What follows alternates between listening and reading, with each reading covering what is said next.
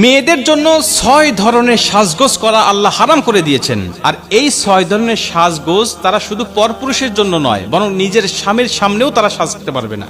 এই সাজগোজ করা আল্লাহ তার স্বামীর সামনেও হারাম করে দিয়েছেন এবং দুনিয়ার সকল মানুষের সামনে, এটা কারো সামনেই সাজতে পারবে না। খুব গুরুত্বপূর্ণ একটি বিষয়।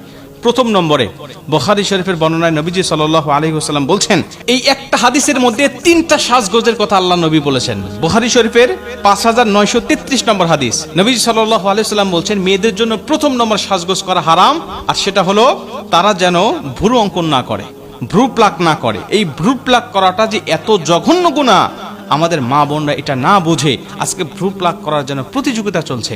বর্তমান বিজ্ঞান বলছে ভ্রু প্লাক করলে কি ক্ষতি হতে পারে চোখের। তারা এত ক্ষতির দিক নির্দেশনা দেওয়ার পরেও, পরামর্শ দেওয়ার পরেও কিন্তু আমরা এগুলো থেকে পিছপা হচ্ছি না। এটা তো দুনিয়ার ক্ষতি। যারা ভ্রু প্লাক করে, নবীজি সাল্লাল্লাহু আলাইহি ওয়াসাল্লাম তাদেরকে জাহান্নামী বলে আখ্যা দিয়েছেন। অতএব ভ্রু প্লাক করা এটা অন্য পরপুরুষের জন্য তো নয়, এমনকি তার স্বামীর জন্য কোনো মহিলা ভ্রু প্লাক করতে পারবে না। 2 নম্বরে দাঁত চিকন করা, এটা যদিও এখন ওইভাবে আছে কিনা আমি জানি না, তবে রাসূল সাল্লাল্লাহু আলাইহি ওয়াসাল্লাম 1450 বছর আগে এটা হারাম করে দিয়েছেন। 3 নম্বরে শরীরে ট্যাটু অঙ্কন করা, শরীরে ট্যাটু অঙ্কন করা এটা আল্লাহ রাসূল সাল্লাল্লাহু আলাইহি ওয়াসাল্লাম মারাত্মকভাবে হারাম করেছেন। এটা শুধু নারীদের জন্য নয়, এটা পুরুষদের জন্য হারাম। কোন প্রকার মুসলিম তার শরীরে ট্যাটু অঙ্কন করতে পারবে না, এটা হারাম। 4 নম্বরে কোনো নারী পরচুলা লাগাতে পারবে না। পরচুলা এটা অন্য পরপুরুষের সামনেও নয় এবং নিজের স্বামীর সামনেও নয়। রাসূল সাল্লাল্লাহু আলাইহি ওয়াসাল্লাম বলছেন, পরচুলা লাগানো তো দূরের কথা, একটা মেয়ের মাথার চুলের ঝুঁটি কেমন হবে এটা নিয়ে রাসূল সাল্লাল্লাহু আলাইহি ওয়াসাল্লাম দিক নির্দেশনা দিয়েছেন, যে তোমার কাপড়ের উপর দিয়েও যেন কোনো পরপুরুষ আন্দাজ করতে না পারে যে তোমার মাথার চুলটা কত, তোমার চুলের ঝুঁটিটা কেমন। এমনকি রাসূল সাল্লাল্লাহু আলাইহি ওয়াসাল্লাম উটের কুজের সাথে তুলনা করেছেন এরকম ঝুঁটিগুলোকে, এবং তাদেরকে জাহান্নামী বলে আখ্যা দিয়েছেন। অতএব এরকম ভাবে চুল বাঁধবেন না বা এরকম ভাবে চুল পরচুলা লাগাবেন না যেটা দেখলে পরপুরুষ আপনার প্রতি আসক্ত হয়। আর রাসূল সাল্লাল্লাহু আলাইহি ওয়াসাল্লাম হাদিস থেকে বোঝা যায় যে আপনার স্বামীর সামনেও আপনি পরচুলা লাগাতে পারবেন না।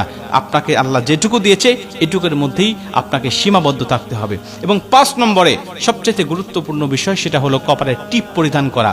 কপালে টিপ পরিধান করা বিষয়ে এটা অনেক হাদিস রয়েছে, রাসূল সাল্লাল্লাহু আলাইহি ওয়াসাল্লাম নিষেধ করেছেন। এবং সবচেয়ে গুরুত্বপূর্ণ বিষয় হলো, আমরা জানি যে কপালে টিপ পরিধান করার বিষয়টা এসেছিল আমাদের জাতির পিতা ইব্রাহিম আলাইহিস সালামের কাছ থেকে।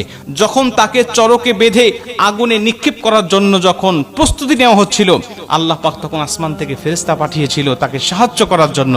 কিন্তু ইবলিস তাকে পরামর্শ দিল, নমরুদকে, যে তুমি এখানে জিনাকারিনী মহিলা যুবক যুবতীদেরকে একত্রিত করে তাদের মাঝে অনৈতিক কাজ তুমি করিয়ে দাও, তাহলে এখান থেকে আল্লাহর ফেরেশতা, আল্লাহর দূতেরা চলে যাবে, জায়গাটা নাপাক হয়ে যাবে, তখন তুমি সহজেই তাকে আগুনে নিক্ষেপ করতে পারবে।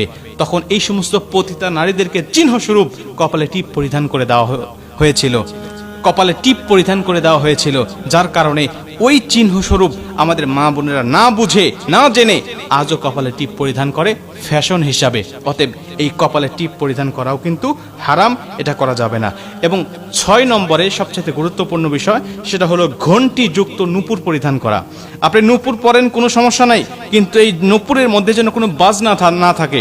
আম্মাজান আয়েশা রাদিয়াল্লাহু তাআলা আনহা থেকে হাদিস পাওয়া যায়, আম্মাজান আয়েশার সামনে এক মহিলা আসলেন ঘণ্টি যুক্ত নূপুর পরিধান করে। আম্মাজান আয়েশা বলছেন, মেয়ে, তুমি যতক্ষণ পর্যন্ত তোমার নূপুর থেকে এই ঘণ্টিটা আলাদা না করবে ততক্ষণ পর্যন্ত তুমি আমার ঘরে প্রবেশ করবে না, কারণ এই ঘণ্টি যুক্ত নূপুর বা বাদ্যযন্ত্র যে ঘরে থাকে ওই ঘরে আল্লাহর ফেরেশতা আসে না। অতএব এই 6টি সাজসজ্জা সাজগোজ আল্লাহ পাক নারীদের জন্য হারাম করে দিয়েছেন। আমাদের নারীরা এর থেকে বিরত থাকলে অবশ্যই আল্লাহ তাদের উপরে সন্তুষ্ট হয়ে যাবে।